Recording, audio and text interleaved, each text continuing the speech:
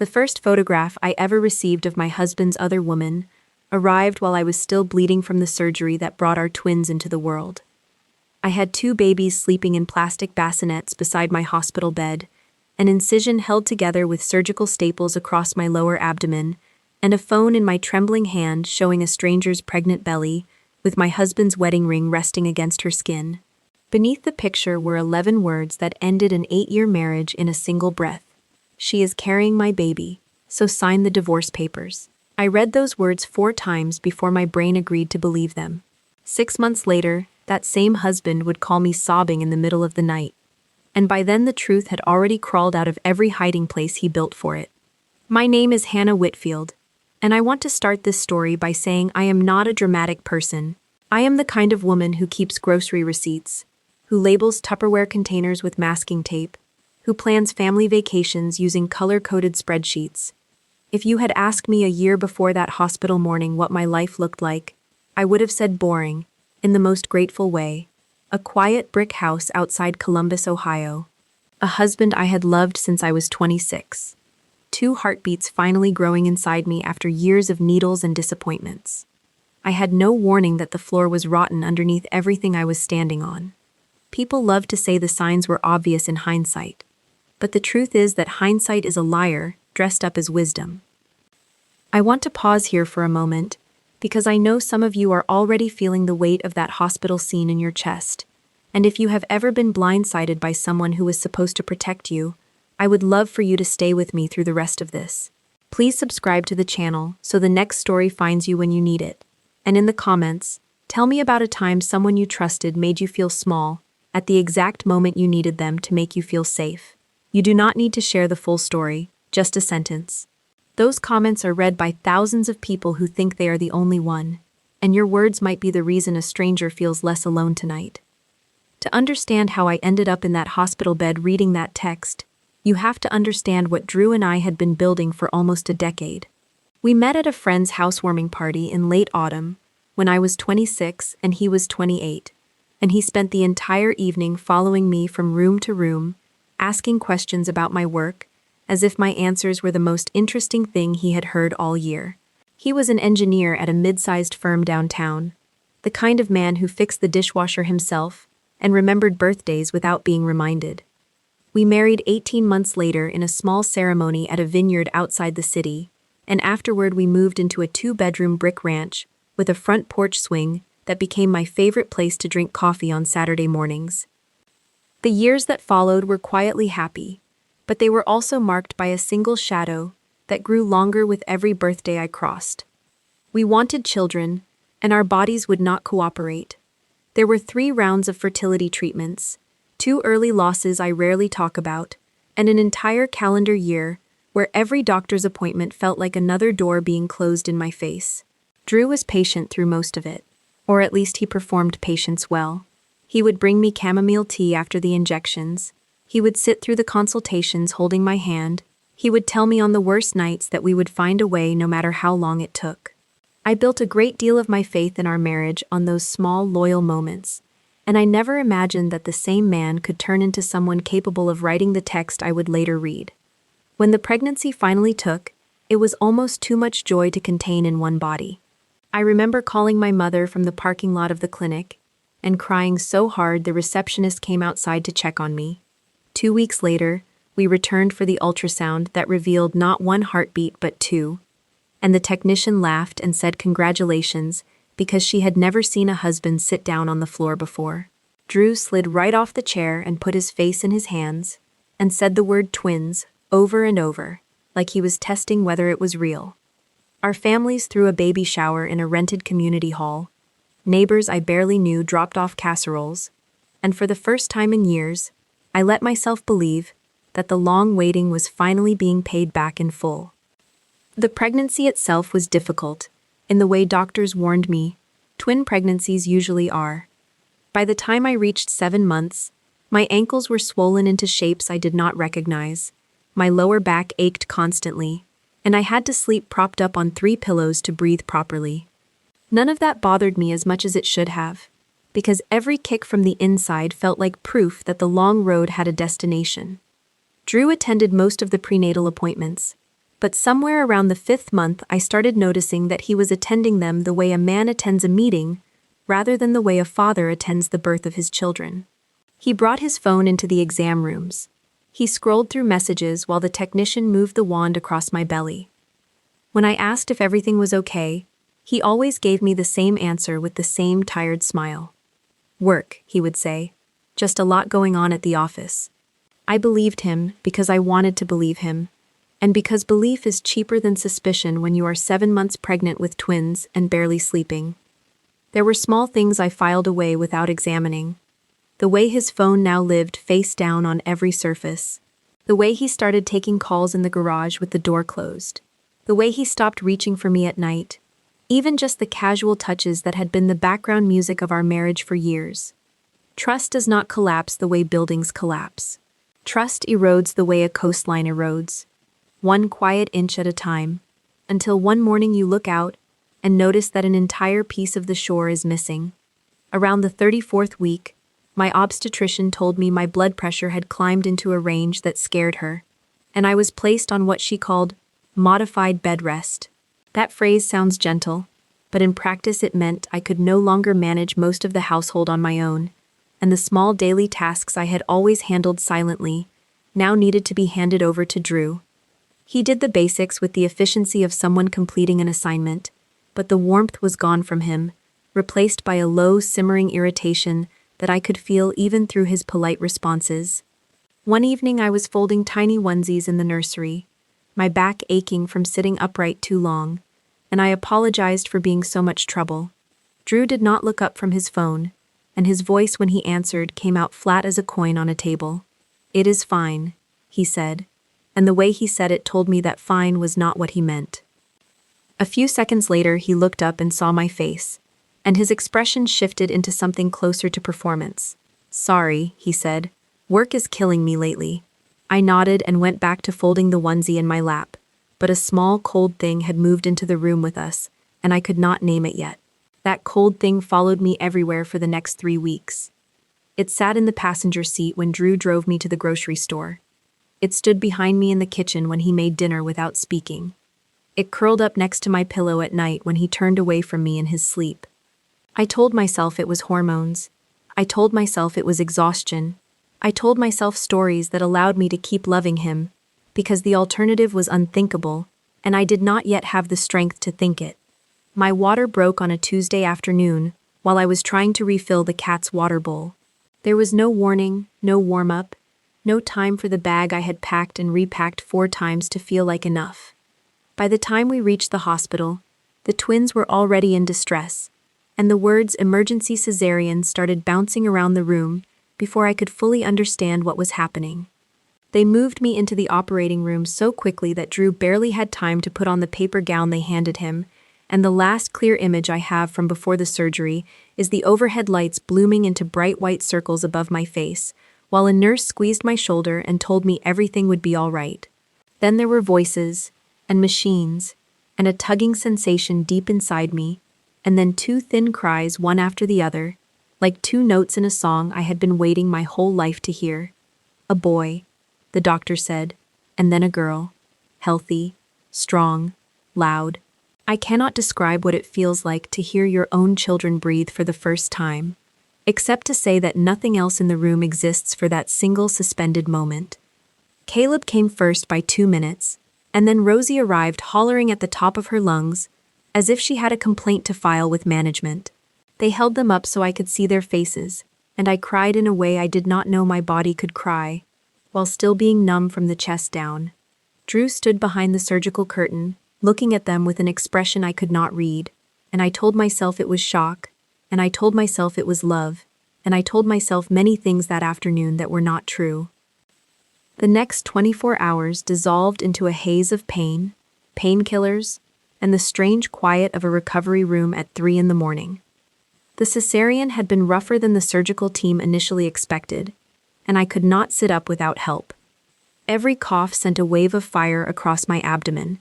Every shift of position required a nurse and a careful count of breaths.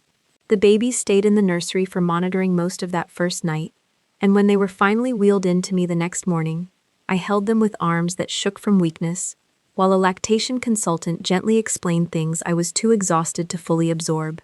Drew came in that morning, carrying a bouquet of pink and blue carnations from the gift shop downstairs, and he took a few photos of the babies on his phone, and then said he had to step out to handle something at work. I told him to go. I remember being grateful in that moment, because I thought he was trying to give me space to rest, and because I thought a man who had just become a father of twins deserved a little air. I did not know that he was already in the parking lot calling another woman. I did not know that the something at work was a conversation about how to break the news to me. I did not know that within 36 hours my entire life would be reorganized into a before and an after, with the line between them drawn by a single message on a screen. The second day after the surgery, I was alone in the room with the babies sleeping in their bassinets, sunlight cutting in through the gap in the curtains, the gentle beeping of the monitors making the only steady sound in the room. My phone was on the bedside tray, plugged into a charger that did not quite reach the outlet properly. It buzzed, and I smiled before I even looked at the screen, because I was expecting a message from my sister, or maybe a photo from my mother who had been forwarding baby gifts to my hospital room since dawn. The screen lit up with Drew's name, and a small flutter of warmth moved through me, because I thought he was finally checking in. I opened the message. The first thing my eyes processed was the image, a close-up of a woman's pregnant stomach, with one of her hands resting on the upper curve, and another hand, larger, masculine, ringed with a familiar gold band, resting on the lower curve. For 3 full seconds I could not place why the image felt wrong. I thought maybe a coworker had sent him a baby photo, and he had forwarded it to me by mistake. Then I scrolled down and read the words underneath, and the ground inside my chest gave way. "She is carrying my baby," the message said, "so sign the divorce papers." I read those words like a person reading a foreign language in a dream. The letters were familiar, the grammar was correct, the meaning slid sideways every time I tried to grasp it. I read it again. I read it a third time. I read it a fourth time, and somewhere in that fourth reading, the truth finally pushed through the wall my mind had built against it, and the room turned cold in a way that had nothing to do with the air conditioning. My husband had been having an affair.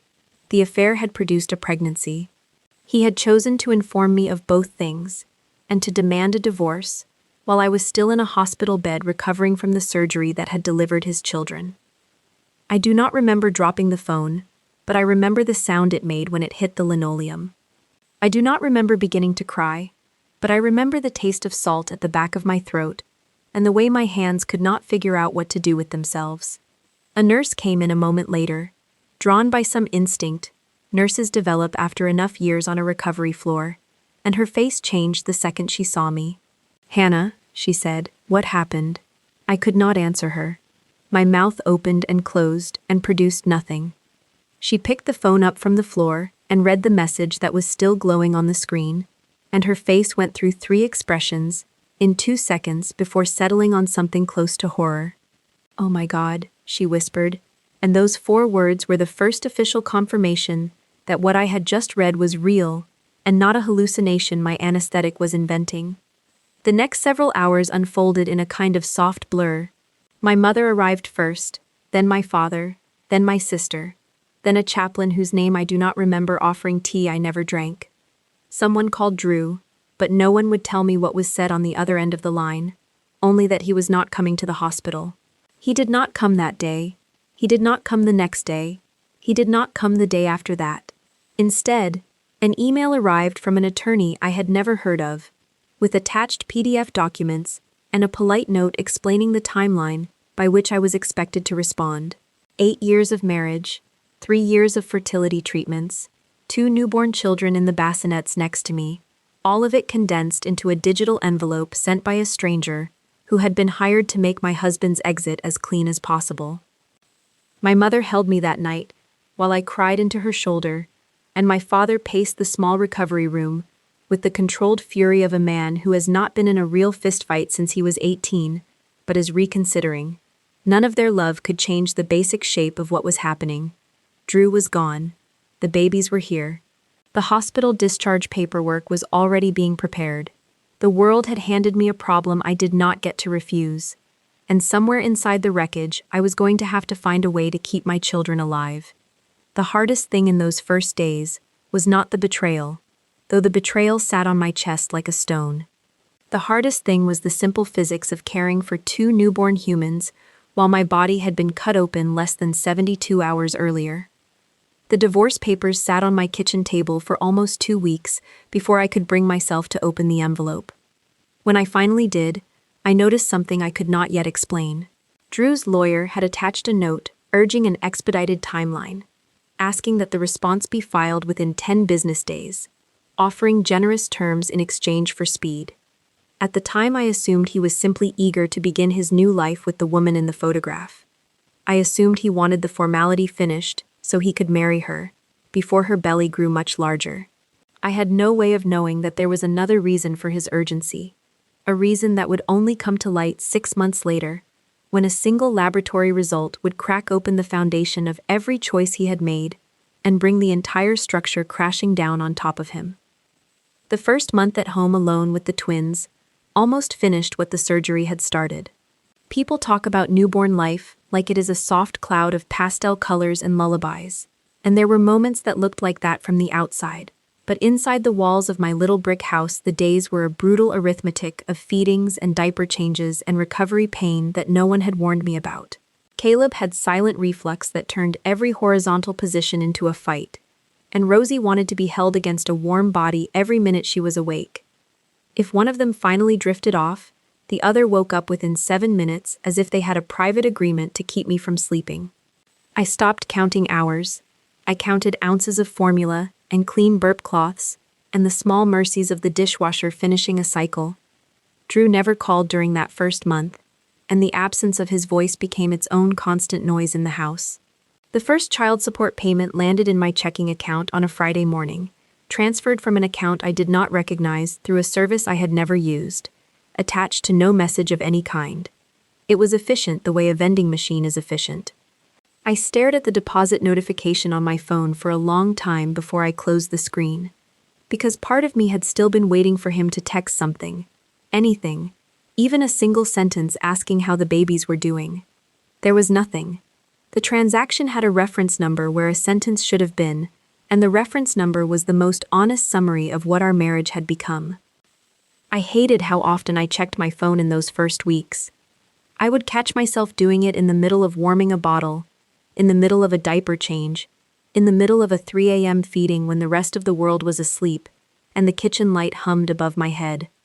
Some part of me, the part I was most ashamed of, still believed that he would surface eventually with an apology, or at least an explanation. Not because I wanted him back in the house. I had already started to understand that the man in the photograph with another woman's belly under his hand was not someone I could ever sleep next to again. I kept checking because the math of his choice did not make sense to me, and I needed it to make sense before I could begin to live with it. About 6 weeks in, I dragged myself and both babies to a pediatrician's appointment that I had nearly canceled 3 times. The waiting room was full of toddlers and tired parents, and I sat in a plastic chair with one baby in my lap and another in the carrier at my feet, my hair pulled back with a rubber band I had found in a drawer. A woman across the room caught my eye and gave me the kind of smile that only other mothers give, the one that contains an entire conversation in a single look. She said something about how full my hands looked, and I laughed in a way that came out closer to a cough. Then she said something that turned out to be small and enormous at the same time. "You are doing better than you think," she told me, and my eyes burned so hard I had to look at the floor. That sentence followed me home and sat with me through the evening, because I was certain I was doing worse than anyone could possibly see. The laundry had become a geological formation in the corner of the bedroom. The refrigerator contained mostly condiments and a single sad container of leftover rice.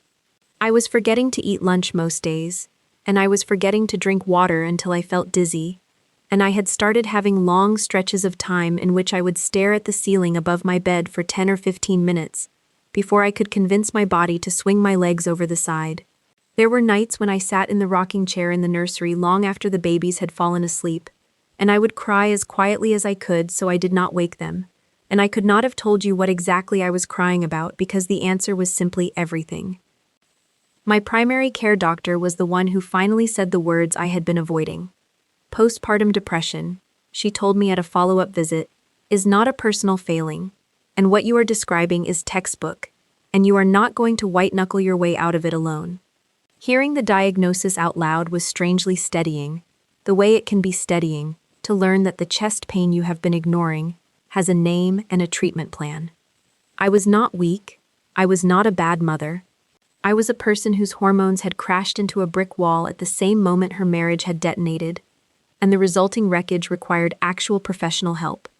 She gave me a referral to a therapist named Margaret, and she asked me to promise I would call within 48 hours, and I almost did not. What pushed me to make the call was a moment 2 days later when I nearly blacked out while carrying Caleb from the kitchen to the living room. The world tilted sideways for a half second, my knees went soft, and I sat down hard on the hallway floor with my baby clutched against my chest. Both of us were fine, nothing happened, but the image of what could have happened played out in my head for the rest of the night in increasingly horrible detail, and the next morning I called Margaret's office before I had even finished my coffee. She had an opening that week, and I drove to my first appointment with both babies in the back seat because I could not afford a sitter, and my mother was working a shift at the hospital where she had been a nurse for 30 years. Therapy did not fix me, but it taught me how to begin fixing myself. Margaret had short gray hair and reading glasses she wore on a chain around her neck, and she did not let me spend the first session venting about Drew the way I expected to. Every time I tried to turn the conversation toward him, she gently steered it back toward me. "What do you want your days to feel like?" she asked. "What does the inside of your head sound like when the babies are finally asleep? What did you used to love before any of this happened?" I found those questions infuriating at first, because I had walked in wanting a referee who would agree that my husband was a monster, and instead I had been handed a mirror. It took me 3 sessions to understand why she was doing that. She was refusing to let Drew remain the protagonist of my story. He had already taken 8 years of my life and almost taken my mental health, and she was not going to let him keep occupying the center of my inner world for free. Slowly, week by week, the focus of my thoughts began to shift. I started noticing small things again. The way Caleb's hair stuck up in the back like a tiny rooster. The way Rosie's eyebrows lifted when she heard music. The way the late afternoon light crossed the kitchen floor in a long, warm rectangle around 4 o'clock. None of these noticings were dramatic, but together they began stitching a person back into existence inside the hollowed-out shape that the hospital text had left behind. I was learning, very slowly, how to be the main character of my own life again. Around the 4-month mark, my phone rang one evening while I was feeding Rosie on the couch, and the screen showed Joanne Whitfield, my mother-in-law. We had always been close, in the easy way that some daughters-in-law are lucky enough to be close with their husbands' mothers, and I had not known how to handle the silence between us since Drew left. I answered on the second ring, and her voice came through softer than I remembered it, careful, almost cracked. "How are you holding up, sweetheart?" she asked, and the simple kindness of the question made my throat close. I told her I was okay, and then there was a pause, and then she said, "No, you are not," and I laughed in a wet, broken way, and admitted that no, I was not. We talked for over an hour that night about the babies and the surgery and the bills. What struck me most about that conversation was what Joanne did not say. She never defended her son. She never tried to soften what he had done with phrases about midlife crises or stress or men being foolish. She listened, and she asked questions, and at one point near the end of the call, she said something that came out of her like a confession she had been holding behind her teeth for months. "I do not recognize him anymore," she said quietly. "The boy I raised would not have done this." I sat in the dark living room with Rosie asleep against my chest, and I did not respond, because I was not sure I agreed with her. Maybe the boy she raised had grown into a different man without any of us noticing. Maybe the man capable of sending that text had always been hiding inside the man who held my hand at the clinic. A few weeks later, Joanne drove 3 hours to spend a Saturday at my house. She walked through the door carrying 2 grocery bags full of food I had not bought myself in weeks. Fresh bread and rotisserie chicken, and the kind of coffee creamer I liked, and she did not ask if she could help. She simply put the groceries away and started folding the laundry that had been waiting in the basket since Wednesday. At one point, she took both babies into the living room and rocked them, while I went upstairs and stood under the shower for almost 20 minutes. It was the first uninterrupted shower I had taken in months, and I cried under the hot water in a way that surprised me, not from sadness, but from a deep, grateful exhaustion. When I came downstairs, Joanne was on the couch with Caleb asleep on her chest, and her face was sad in a way I had not seen before. "He has not asked about them," she said without looking up. "Not once." I sat down across from her and tried to absorb the sentence as gently as I could. I had assumed as much, but assuming and being told are different injuries.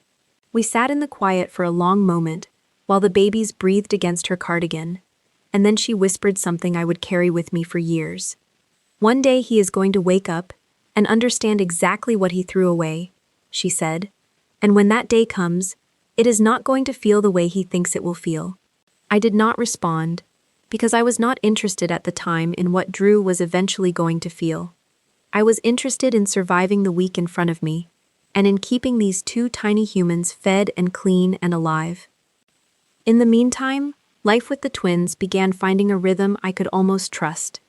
They started stretching their nighttime sleep from 3 hours to 4 to 5, which felt like winning the lottery. My incision finally stopped aching every time I bent forward. I started taking them on slow walks around the block in the double stroller a coworker of my father's had given us.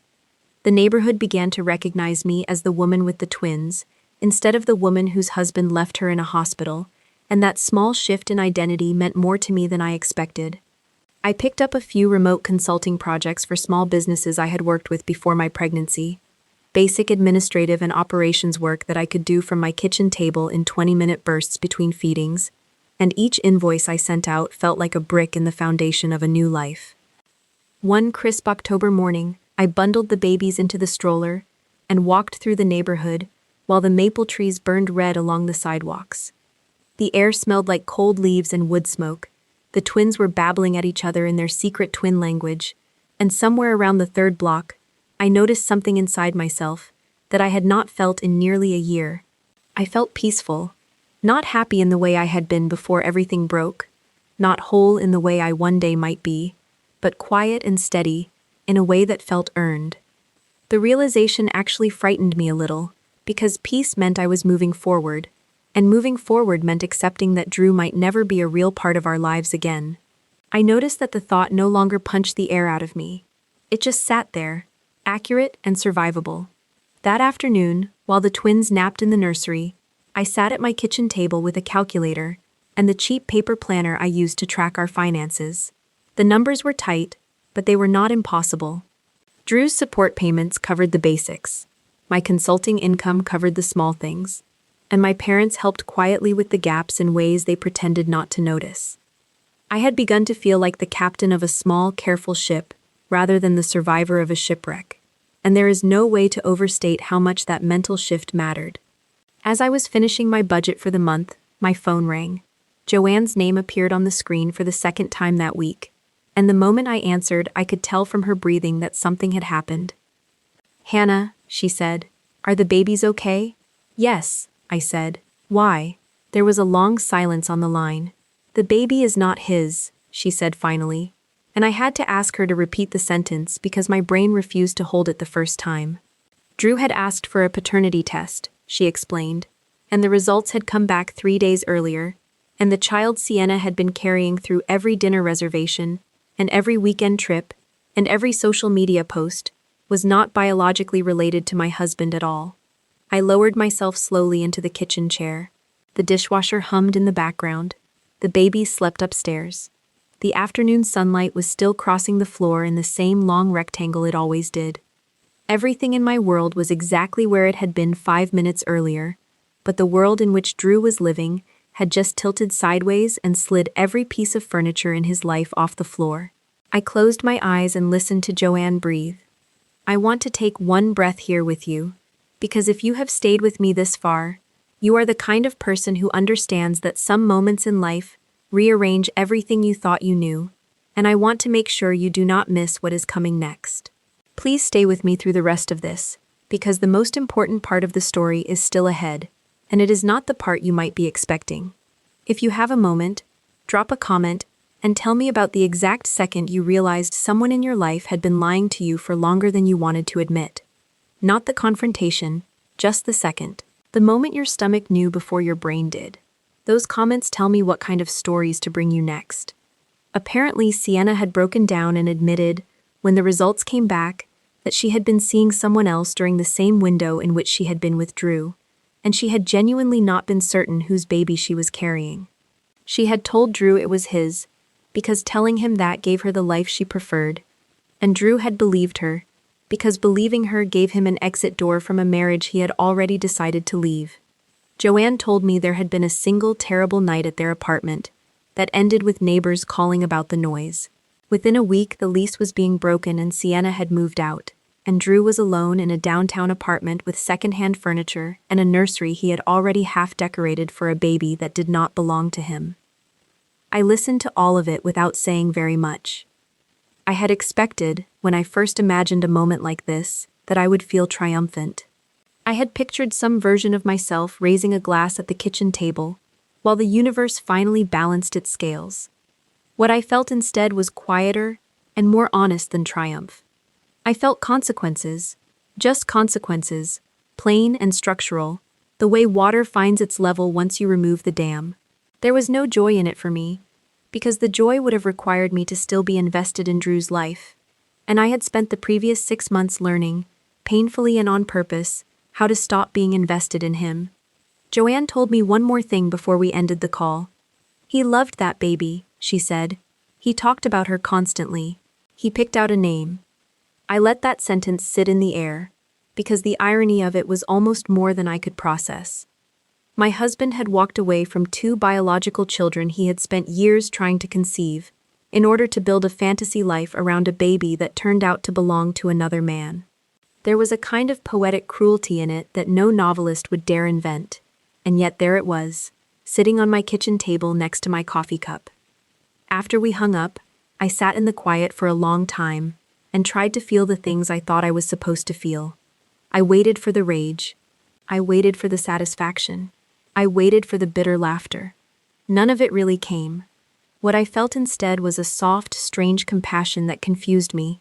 Not for Drew exactly, but for the wreckage of a person who had set fire to his own life on purpose, and was only now realizing he was still inside the building. A few days after that phone call, I had a regularly scheduled appointment with Margaret, and I told her about the paternity results. She listened the way she always listened, with her glasses slipped down her nose and her hands folded in her lap. And when I finished, she asked a question I was not prepared for. "If Drew called you today," she said, "what would you say to him?" I thought about it carefully for what felt like a long time. 6 months earlier, the answer would have been a tornado of words, all of them sharp enough to draw blood.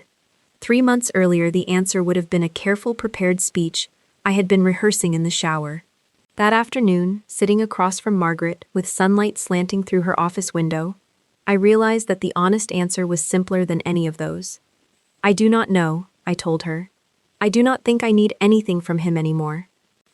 The words surprised me as they came out, but the moment I heard them in the air, I knew they were true. I did not need an apology. I did not need an explanation. I did not need a confession, or a confrontation, or a closing scene, because closure had not arrived through any single dramatic moment. It had arrived through the slow accumulation of every bottle warmed, every diaper changed, every night survived, every paycheck earned, every shower taken, every walk through the neighborhood, every laugh from the twins, every conversation with Joanne and my mother and Margaret. I had not been waiting for Drew to give me closure, because I had been building it brick by brick with my own hands the entire time without realizing what I was doing.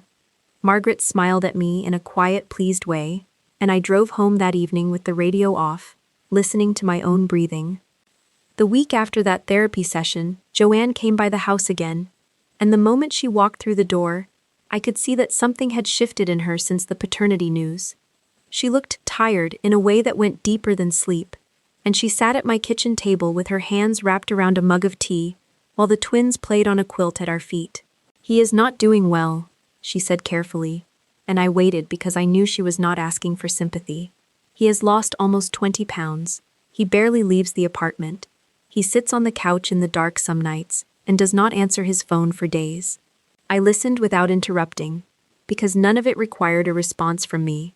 These were facts she needed to say out loud, and I was the only person in her life who could hold them without breaking. Then she looked up at me, and her eyes filled in a way I had not seen before. "He has been asking questions, Hannah," she said. "About you." My stomach tightened in a way I did not expect. "What about me?" I asked. She set the mug down and folded her hands together like she was steadying them. "He found out about the postpartum depression," she said. "He knows you were in therapy twice a week for months.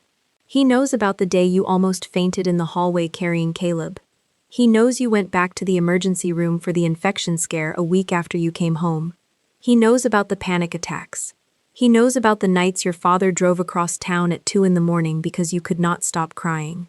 He is learning all of it now, one conversation at a time, and every conversation is destroying him a little more."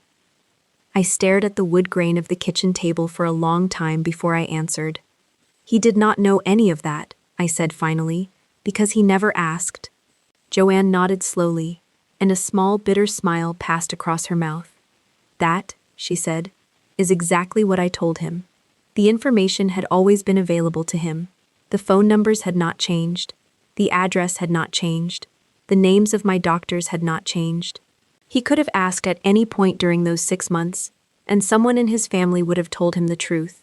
He had chosen not to ask, because asking would have required him to look directly at what he had done, and he had not been ready to look until reality forced his head up."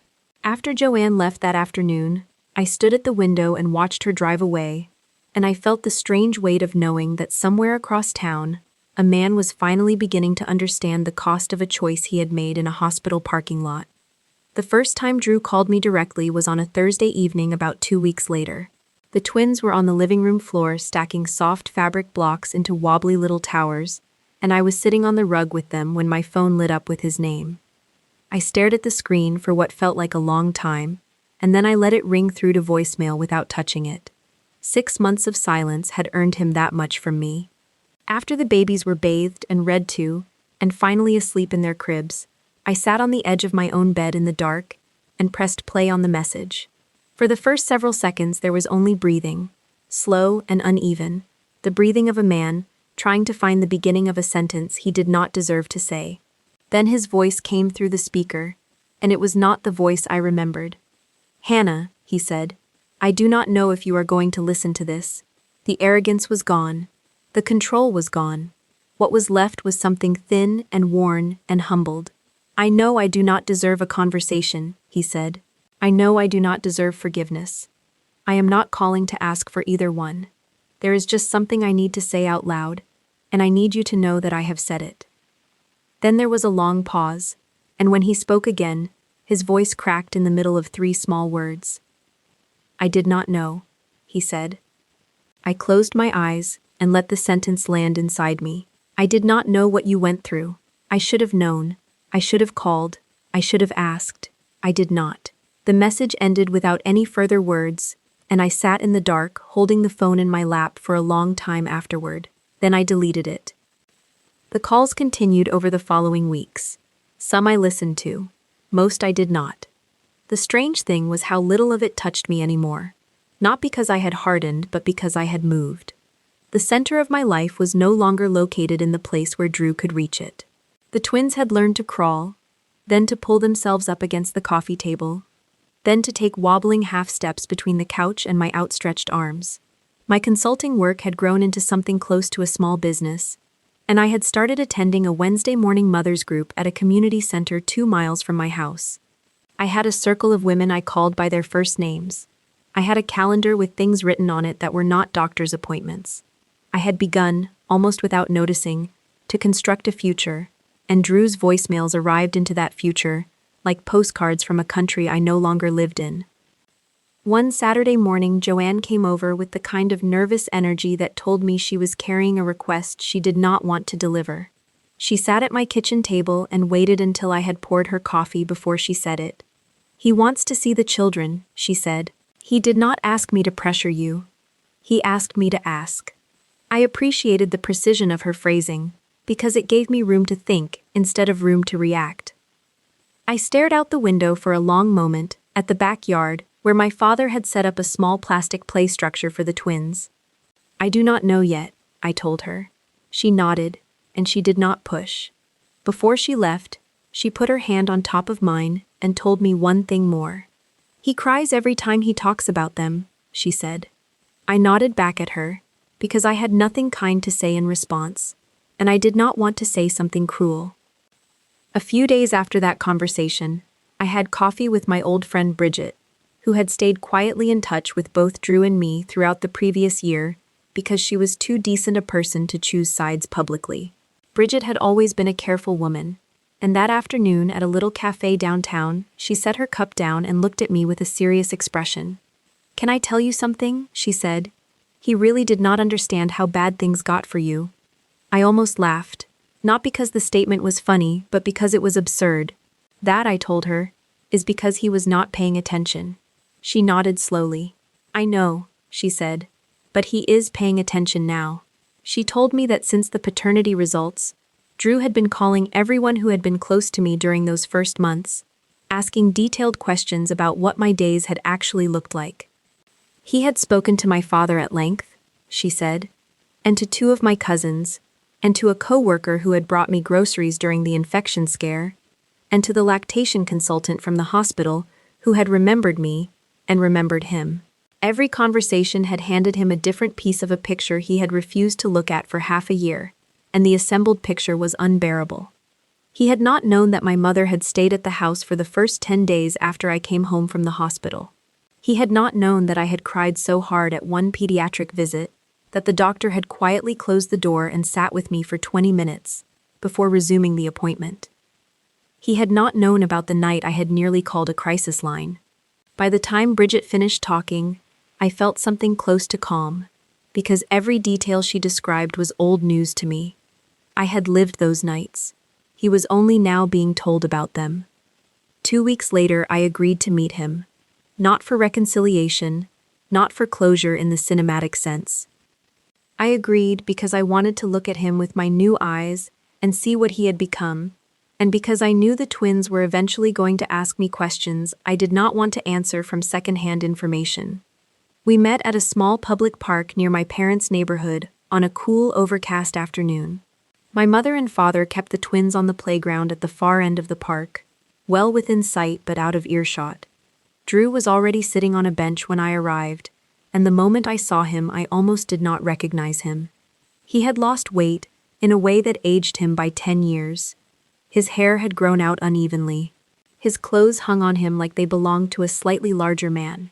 When he saw me walking toward him, he stood up quickly and then seemed unsure what to do with his hands. I sat down on a separate bench across the path from him, because I was not ready to share a piece of furniture with him yet. For a long moment, neither of us spoke. The sound of the twins laughing drifted across the grass. He looked at the ground. "I deserve that," he said quietly. "What?" I asked. "The silence," he said. I did not respond. He cleared his throat and looked up at the gray sky for a moment, gathering something. "I have rehearsed this conversation 100 times," he said, "and none of it sounds good." The sentence stumbled to a stop, and he did not try to fix it. He simply let the broken edge of it sit between us, and somehow that uncorrected fracture was the most honest thing he had said in a year. He did not try to make the words land elegantly. He let them be as messy as he was. For the next hour he talked, and I mostly listened. He did not try to justify the affair. He did not blame the pressure of impending fatherhood, or work stress, or any of the standard scripts people reach for when they want to explain away their worst behavior. He told me instead that it had started almost a year before the twins were even conceived, in a series of choices so small that he had been able to pretend they were not choices at all. He told me he had convinced himself that he deserved something he had never been promised. He told me he had used Sienna's pregnancy as a permission slip to detonate a life he had already decided to leave, and that sending me that text from the hospital had felt, at the time, like courage, and that he had not understood until much later that it had been cowardice wearing courage's coat. I let him talk without interruption. Finally, after a long silence, he looked at me directly for the first time since I had sat down. "I am not here to ask for another chance," he said. "I know there is not one. I am here because I needed to look you in the face and tell you that I see what I did now. I see who I was." Then he paused, and his voice dropped to something almost inaudible, and he said the sentence I have never forgotten. "The worst part is not losing her," he said. "The worst part is realizing who you were when I needed you most, and realizing who I was."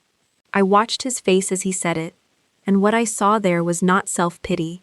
It was shame in its purest form, the kind that arrives only when a person finally stops protecting themselves from the truth about themselves.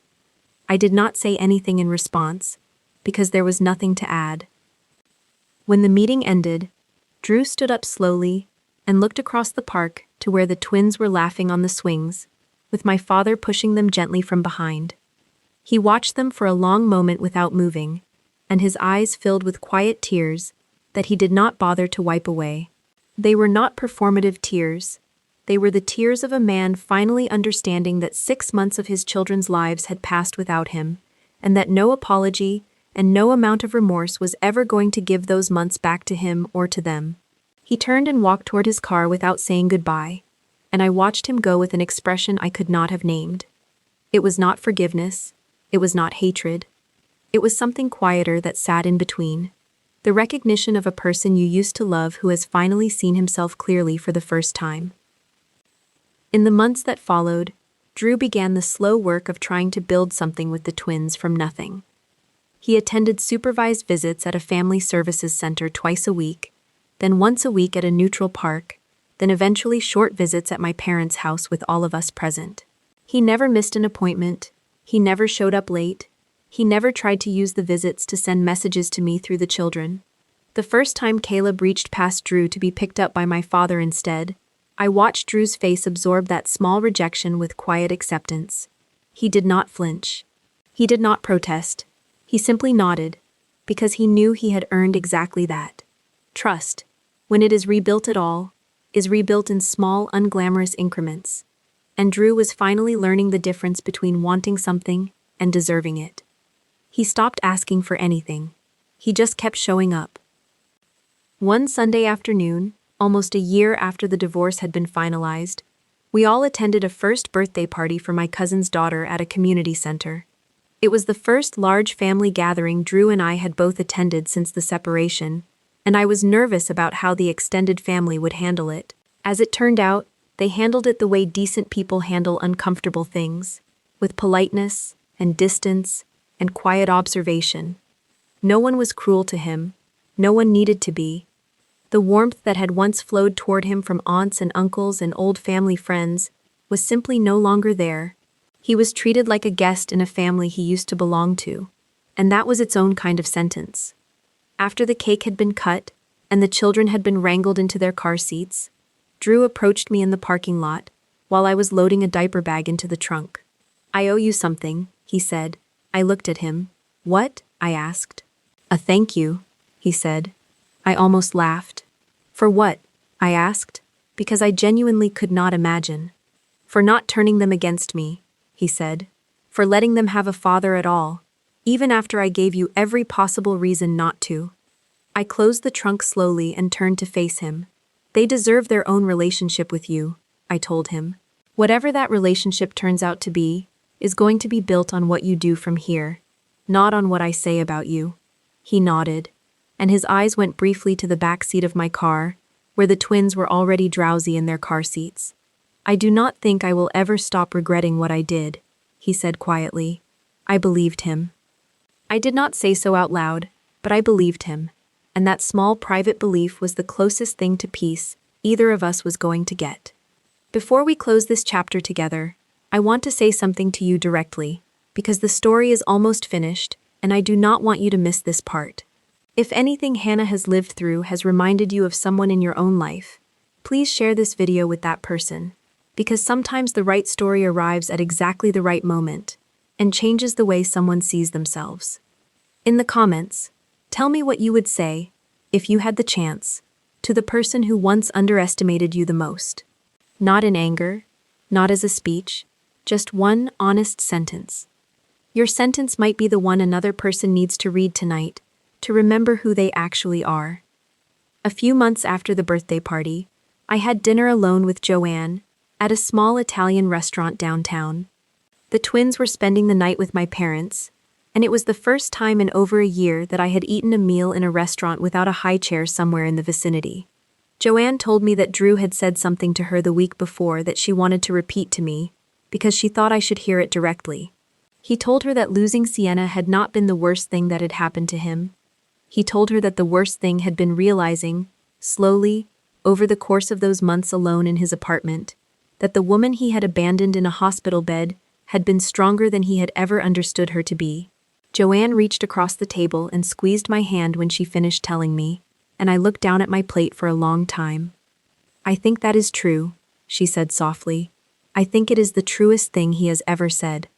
I nodded, because I had finally come to believe it myself, not in a proud way, but in a settled way. I had not survived the betrayal because I was extraordinary. I had survived it because I had refused, day after exhausted day, to become someone I did not want to be. I had refused to let bitterness raise my children. I had refused to let Drew remain the loudest voice in my inner life. I had refused to mistake my exhaustion for my identity. Those daily small refusals had compounded, the way small daily deposits compound in a bank account, into a version of myself that I genuinely liked. That was what Drew had finally seen from a distance, and that was what he was never going to be able to take back from me. The following spring, on a warm Saturday afternoon, when the dogwoods were blooming along the edges of the park, I took Caleb and Rosie to the same playground where I had met Drew a year earlier. They were toddlers now, sturdy and loud and full of opinions, and they ran ahead of me toward the swings with the absolute confidence of children who have never been dropped. I sat on a bench under a tree and watched them play, and I thought for a moment about the woman who had been lying in a hospital bed reading a text message on a sunlit afternoon 18 months earlier. If I could have spoken to her across that distance, I knew exactly what I would have told her. "You are going to survive this," I would have said. Not because anyone is going to rescue you, not because life is going to suddenly become fair. You are going to survive it because you are stronger than you currently have any way of knowing. A shadow moved across the grass in front of my bench, and I looked up to see Drew walking toward the playground for his scheduled visit. The twins saw him at almost the same moment I did, and they smiled at him. It was not the deep automatic smile they gave me.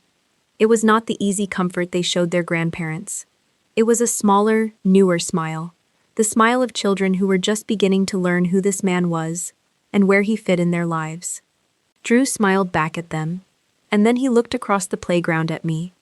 For one quiet moment, our eyes met across the grass. There was sadness in his face, and there was gratitude, and there was the steady acceptance of a man who knew exactly what he had lost and exactly what he was being allowed to slowly try to earn. He raised one hand in a small, careful wave. I raised mine back, and then he turned and walked toward the swings, and I watched him kneel in the wood chips beside Rosie and listen to whatever urgent 2-year-old sentence she was telling him. I felt something I had not expected to feel as I sat there in the dappled afternoon light. I felt peace, not the brittle, false peace of denial, not the loud peace of victory, the quiet, ordinary peace of a person who has finally understood the lesson hidden inside her own pain. The best revenge had never been destroying the man who had hurt me. The best revenge had been building a life so full of small, real love that his absence inside it had stopped defining the shape of my days. Drew had lost the fantasy he had chased. He had lost the family he had taken for granted. He had lost months of his own children he could never get back. Those losses belonged to him. I had not lost what he had tried to take from me. I had walked through the fire he had set, and on the other side, I had found a quieter, stronger version of myself than I had ever imagined I was capable of becoming. My phone sat on the bench beside me, the same phone that had once delivered a photograph and 11 cruel words on a hospital morning. And it was silent now in a way that felt like freedom rather than abandonment. I picked it up after a few minutes and took a photograph of the twins on the swings, with the spring sunlight in their hair, and I did not send it to anyone. I just kept it for myself. Then I set the phone down on the bench, screen up and open, no longer a thing I was hiding from or waiting on, and I leaned back and watched my children play.